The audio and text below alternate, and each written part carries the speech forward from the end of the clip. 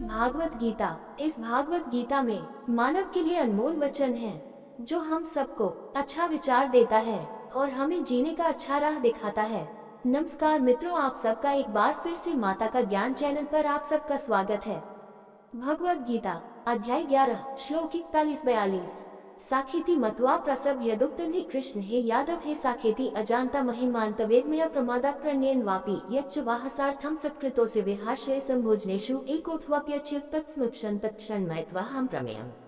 सखेति मत्वा प्रश्भ यदुक्तं हि कृष्ण हे यादव हे सखेति अज्ञाता महिमान तवेदमय प्रमादात् प्रणयेन वापि यच्च वाहसार्थम् असत्कृतोऽस्य विहाश्रय संभोजनेषु एकोऽथवाप्यच्युतत्समक्षं तत्क्षमयत्वाहं अप्रमेयम्।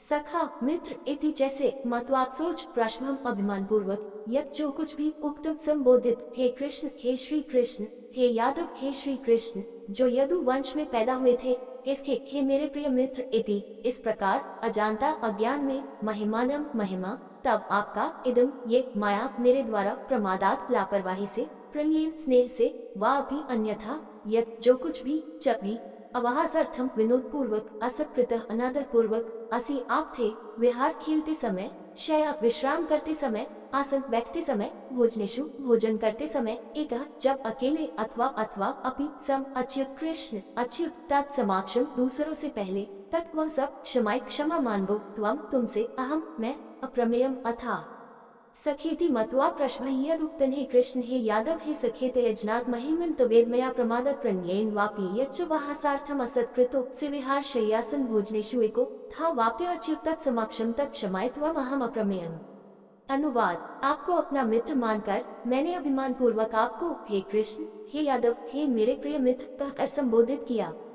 मैं आपकी महिमा से अनभिज्ञ था, लापरवाही और अनुचित स्नेह दिखा रहा था और यदि मजाक में खेलते आराम करते बैठते खाते अकेले में या दूसरों के सामने मैंने आपके साथ अनादरपूर्ण व्यवहार किया तो इन सब के लिए मैं क्षमा चाहता हूँ। ईश्वर की अद्वितीय सर्वोच्चता की घोषणा करते हुए सभी धर्मग्रंथ कहते हैं अहम एवासम एव्रे नान्यत किंचनतरम बहे भागवत 6.4.4-7-15। मैं सर्वोच्च भगवान वह सब कुछ हूँ जो अस्तित्व में है, मुझसे परे कुछ भी नहीं है और मुझसे ऊंचा कुछ भी नहीं है। त्वमोंकारः परतपरः वाल्मीकि रामायण V16। आदि ध्वनि ओम आपकी अभिव्यक्ति है, आप महानतम से भी महान हैं। वासुदेवः प्राह प्रभु नारद पंचरात्र V17। श्री कृष्ण परम सर्वोच्च भगवान हैं। न देवः केशवः परः नारद पुराण V18। भगवान कृष्ण से बढ़कर कोई भगवान नहीं है। विद्यातम पुरुष परम मनुस्मृति 12.122 V19।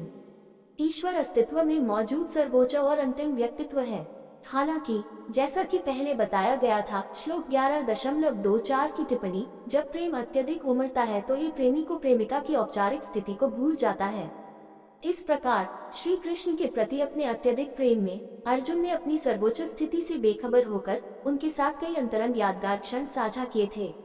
भगवान के सार्वभौमिक रूप को देखने के बाद अर्जुन को अब ये पीड़ादायक एहसास हुआ कि श्री कृष्ण न केवल उनके मित्र और सहयोगी हैं, बल्कि सर्वोच्च दिव्य व्यक्तित्व भी हैं, जिनकी देवता गंधर्व सिद्ध आदि भी पूजा करते हैं।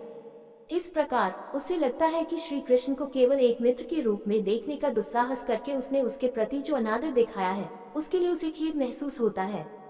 सम्मान के संकेत के रूप में जिन लोगों को सम्मानित किया जाता है उन्हें उनके पहले नाम से नहीं बुलाया जाता है।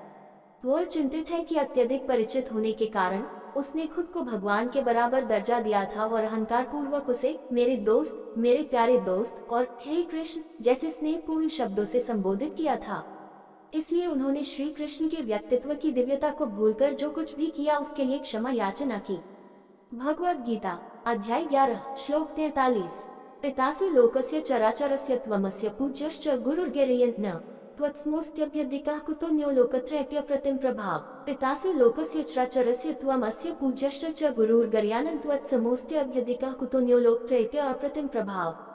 पिता असि आप हैं लोकस्य संपूर्ण ब्रह्मांड का च गतिशील आचार्यस्य अचल त्वम आप अस्य इसका पूज्य पूजनीय च तथा गुरु आध्यात्मिक गुरु गर्यान गौरवशाली न नहीं त्वत्समः आपके समान अस्ति है अभ्यधिका बड़ा कुतः कौन है अन्य लोक त्रये तीनों लोकों में अपि सम अप्रतिम प्रभाव अतुलनीय शक्ति का स्वामी।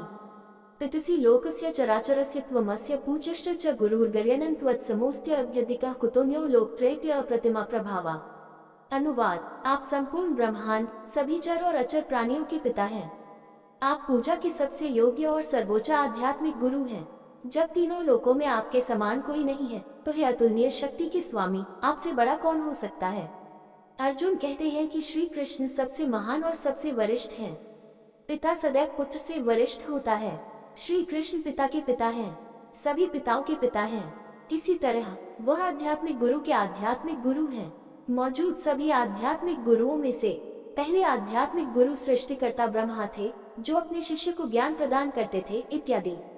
हालांकि ब्रह्मा को वैदिक ज्ञान श्री कृष्ण से प्राप्त हुआ था। श्रीमद्भागवत 1.1.1 में कहा गया है, तेने ब्रह्मा हृदय आदि कवये V20। श्री कृष्ण ने पहले जन्म में ब्रह्मा के हृदय में वैदिक ज्ञान प्रदान किया। इस प्रकार वह सर्वोच्च आध्यात्मिक गुरु हैं। श्वेताश्वतर उपनिषद में कहा गया है, न तत्समश्चाभ्यधिकश्च च दृश्यते 6.8 V21। कोई भी ईश्वर के तुल्य नहीं है, न ही कोई उससे श्रेष्ठ है। श्री कृष्ण को वही वेदों का परम पुरुष जानकर अर्जुन उनके विषय में उपरोक्त गुणों की घोषणा कर रहा है। भगवद गीता अध्याय 11 श्लोक 44। तस्मात् प्रणम्य प्रणिधाय कायं प्रसादये त्वमहमिषमीड्यं पितेव पुत्रस्य सखेव सख्युः प्रिय प्रियार्हसि देव सोढुम्।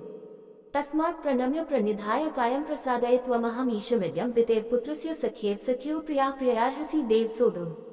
तस्मात् इसलिए, प्रणम्य झुकना, प्रणिधाय साष्टांग प्रणाम, कायम शरीर, प्रसादे कृपा की याचना करना, त्वम तुम्हारा, अहम मैं, ईशं परम भगवान, एद्यम मनमोहक, पिता पिता, इव जैसे, पुत्र से पुत्र सहित, सखा मित्र, इव जैसे, सख्यो मित्र के साथ, प्रिया प्रेमी, प्रियाय प्रिय के साथ, अर्हसि तुम्हें करना चाहिए, देव भगवान सोढुं क्षमा करें।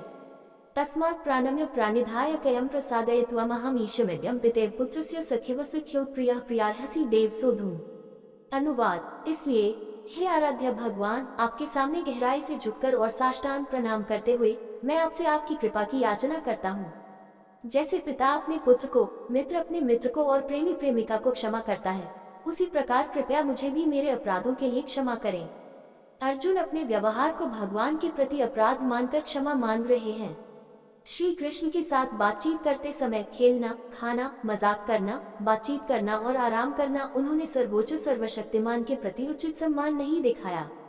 हालांकि जब दूसरे व्यक्ति के साथ उच्च स्तर की घनिष्ठता साझा की जाती है तो किसी को भी कोई आपत्ति नहीं होती है। किसी भी सरकारी अधिकारी को किसी देश के राष्ट्रपति के साथ मजाक करने का विशेषाधिकार नहीं है। फिर भी राष्ट्रपति का निजी मित्र उसे चिढ़ाता है, उसके साथ मजाक करता है और यहाँ तक कि उसे डांटता भी है। राष्ट्रपति को कोई आपत्ति नहीं है, बल्कि वह एक घनिष्ठ मित्र के उस मजाक को अपने अधीनस्थ अधिकारियों से मिलने वाले सम्मान से अधिक महत्व देते हैं। हजारों लोग सेना के एक जनरल को सलामी देते हैं, लेकिन वे उसके दिल के इतने प्रिय नहीं होते जितनी उसकी पत्नी, जो उसके बगल में आत्मीयता से बैठती है। इसी प्रकार अर्जुन का श्री कृष्ण के साथ घनिष्ठ व्यवहार कोई अपराध नहीं था। वे मित्र होने की भावना में उसकी प्रेमपूर्ण भक्ति की गहराई के संकेत थे। फिर भी एक भक्त स्वभाव से विनम्र होता है और इसलिए विनम्रता के कारण उसे लगता है कि उसने अपराध किया होगा और इसलिए वह क्षमा मांग रहा है। भगवद गीता अध्याय 11 श्लोक 45। दृष्टा पूर्वम हृषितोऽस्मि दृष्ट्वाप्येन च प्रविथित मनो मे तदेव मे दर्शय देवरूपं प्रसीद देवेश जगन्निवास 45। अदिष्ट पूर्वम हृषितोऽस्मि दृष्ट्वाप्येन च प्रव्यथित मनो मे तदैव मे दर्शय देव रूपम प्रसीद देवेश जगन्निवास। अधिष्ठित पूर्वम जो पहले नहीं देखा गया हो, हृषित महान आनंद, अस्मि मैं हूँ, दृष्टवा देखकर, भयेन भय से, च फिर भी, प्रव्यथितम कांपता है, मन मन मैं, मेरा, तत् वह एव अवश्य मैं, मेरे लिए, दृश्य दिखाओ, देव भगवान, रूपम रूप प्रसीद दया करो, देवीश देवताओं के भगवान, जगत निवास ब्रह्मांड का निवास। अदृष्ट पूर्वम हृषितोऽस्मि दृष्ट्वा भयेन च प्रव्यथिन्नो मे तदैव मे दर्शय देव रूपम प्रसीद देवेश जगन्निवास। अनुवाद, आपके उस विश्वरूप को देखकर, जो मैंने पहले कभी नहीं देखा था, मुझे अत्यंत आनंद की अनुभूति हो रही है और फिर भी मेरा मन भय से कांपता है। कृपया मुझ पर दया करें और मुझे फिर से अपना मनभावन रूप दिखाएं। हे देवों के देव, हे ब्रह्मांड के निवास। भक्ति दो प्रकार की होती है, ऐश्वर्य भक्ति और माधुर्य भक्ति। ऐश्वर्य भक्ति वह है जहाँ भक्त को भगवान के सर्वशक्तिमान पहलू पर विचार करके भक्ति में संलग्न होने के लिए प्रेरित किया जाता है। ऐश्वर्य भक्ति में प्रमुख भावना विस्मय और श्रद्धा की है। ऐसी भक्ति में ईश्वर से दूरी की भावना और आचरण की मर्यादा बनाए रखने की आवश्यकता सदैव महसूस होती रहती है। ऐश्वर्य भक्ति के उदाहरण द्वारका के निवासी और अयोध्या के निवासी हैं, जो क्रमशः श्री कृष्ण और भगवान राम को अपने राजा के रूप में पूजते थे। सामान्य नागरिक अपने राजा के प्रति अत्यधिक सम्मानजनक और आज्ञाकारी होते हैं, हालांकि वे कभी भी उसके साथ घनिष्ठता महसूस नहीं करते हैं। माधुर्य भक्ति वह है जहां भक्त भगवान के साथ घनिष्ठ व्यक्तिगत संबंध महसूस करता है। ऐसी भक्ति में प्रमुख भावना यह है कि श्री कृष्ण मेरे हैं और मैं उनका हूँ। माधुर्य भक्ति के उदाहरण है वृंदावन के चरवाहे लड़के जो कृष्ण को अपने मित्र के रूप में प्यार करते थे, यशोदा और नंद बाबा जो कृष्ण को अपने बच्चे के रूप में प्यार करते थे, और गोपियां जो उन्हें अपने प्रिय के रूप में प्यार करती थी। माधुर्य भक्ति ऐश्वर्य भक्ति से कहीं अधिक मधुर है। इसलिए जगत गुरु श्री कृपालु जी महाराज कहते हैं, सबई सरस रस द्वारिका मथुरा अरु ब्रज माही, मधुरा मधुरतारा मधुरतामा रस ब्रज रसा समा नहीं। भक्ति शतक श्लोक 70-22।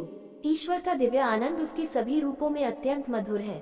फिर भी इसमें एक क्रम है। उनकी द्वारका की लीलाओं का आनंद मधुर है, उनकी मथुरा की लीलाओं का आनंद मधुर है, और उनकी ब्रज की लीलाओं का आनंद सबसे मधुर है। माधुर्य भक्ति में भगवान की सर्वशक्तिमत्ता को भूलकर भक्त श्री कृष्ण के साथ 4 प्रकार के संबंध स्थापित करते हैं। दास्य भाव, श्री कृष्ण हमारे स्वामी हैं और मैं उनका सेवक हूँ। रक्तक, पत्रक आदि श्री कृष्ण के निजी सेवकों की भक्ति दास्य भाव में थी। ये भावना कि ईश्वर हमारा पिता या माता है, दास्य भाव का ही रूप है और इसी में सम्मिलित है। सख्य भाव, श्री कृष्ण हमारे मित्र हैं और मैं उनका अंतरंग साथी हूँ। वृंदावन के श्रीदामा, मधुमगल, धनसुख, मनसुख आदि ग्वाल बालों की भक्ति सख्य भाव में थी। वात्सल्य भाव, श्री कृष्ण हमारे बच्चे हैं और मैं उनका माता पिता हूँ। यशोदा और नंद बाबा की भक्ति वात्सल्य भाव में थी। माधुर्य भाव, श्री कृष्ण हमारे प्रिय हैं और मैं उनका प्रेमी हूँ। वृंदावन की गोपियों की भक्ति माधुर्य भाव में थी। अर्जुन एक सख्य भाव भक्त है और भगवान के साथ भाईचारे का रिश्ता पसंद करता है। भगवान के सार्वभौमिक रूप को देखकर अर्जुन को जबरदस्त विस्मय और श्रद्धा का अनुभव हुआ, और फिर भी वह सख्य भाव की मिठास की लालसा रखता था जिसका वह स्वाद लेता था। इसलिए वह श्री कृष्ण से प्रार्थना करते हैं कि वह जिस सर्वशक्तिमान रूप को देख रहे हैं उसे छिपा दे और फिर से अपना मानव रूप दिखाएं। दोस्तों, ऐसे ही और कहानी सुनना या देखना चाहते हैं तो डिस्क्रिप्शन में लिंक मिल जाएगा, आप वहां जाकर देख सकते हैं। और आपसे निवेदन है कि यह वीडियो आपको अच्छा लगा हो तो लाइक शेयर सब्सक्राइब जरूर करें। धन्यवाद।